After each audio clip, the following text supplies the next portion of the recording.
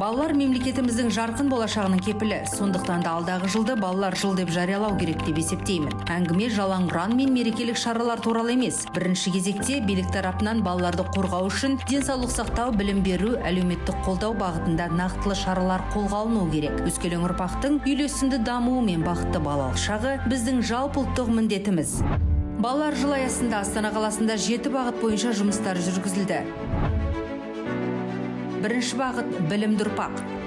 Мектепке дейінгі біліммен қамту 2022-2023 оқу жылында 99,12%-ды құрады. 102 мемлекеттік, 330 жекеменшік мекемелер бар. Елордадағы орта білім беру мектептері 99 мемлекеттік, 56 жекеменшік, 7 республикалық мектепте 236,757 бала білім алады. Техникалық және кәсіптік білім беру ұйымдары 9 мемлекеттік, 24 жекеменшік. Студенттер саны 32,233.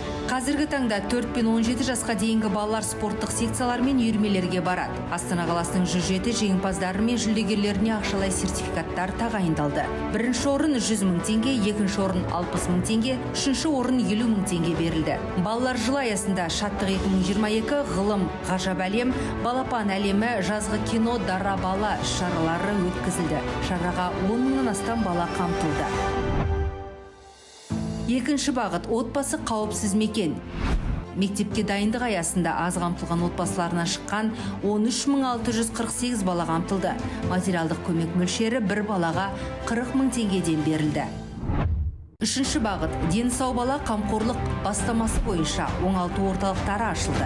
Онда балалар көмек алатын болады. 90 мектепте ерекше білім беруге қажеттілігі бар балаларға жағдай жасалынған. 2022 жылы 1529 балаға білім берілуде. Ерекше қажеттіліктері бар балаларды тәрбиелеп отырған отбасыларды қолдайтын бақытты шаңырақ орталығы жұмыс жасайды. Төртінші бағыт – баласын жетімсіретпеген ел, жауапты қорғаншылық пен қамқоршылық. Қала бойынша ата-аналарының қамқорлығынсыз қалған 863 бала бар. 166 бала арнайы мекемелерде өсіп жатыр. Бала асырап алушы отбасыларында 688 бала тәрбиеленуде. Балалар үйіндегі бала санын азайту мақсатында сан түрлі жобалар жүзеге асуда. Нәтижесінде 2017 жылдан бері жетімдер үйіндегі бала саны 50%-ға азайған. Бесінші бағыт – жайлы мекен.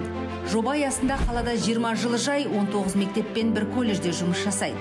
51 пәндік кабинет физика, химия, биология STEM зертханасы ашылды. 2022 жылы 10 мыңнан астам баланы қамтитын қосымша білім беру нысандары іске қосылды. 18 мектепте балаларды тасымалдау ұйымдастырылған.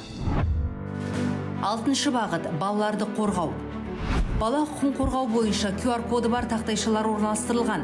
Дәретхана мен асханалардың мониторингі бойынша балаға лайық акциясы іске асырылды. 60 мектепте құқық бұзушылықтың алдын алу жөніндегі менеджерлердің штаттық бірліктері енгізілді. 15 білім беру ұйымында мектеп медиациясы қызметі жұмыс істейді. Психологиялық сүйемелдеу қызметі жобасы іске асырылып, 700-ден астам консультация берілді.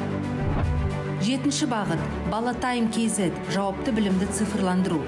Бұқаралық ақпарат құралдарында 7575 материал жарияланды. Олардың ішінде 850 газеттерде және сайттарда, телеарналарда, 5800 әлеуметтік желілерде.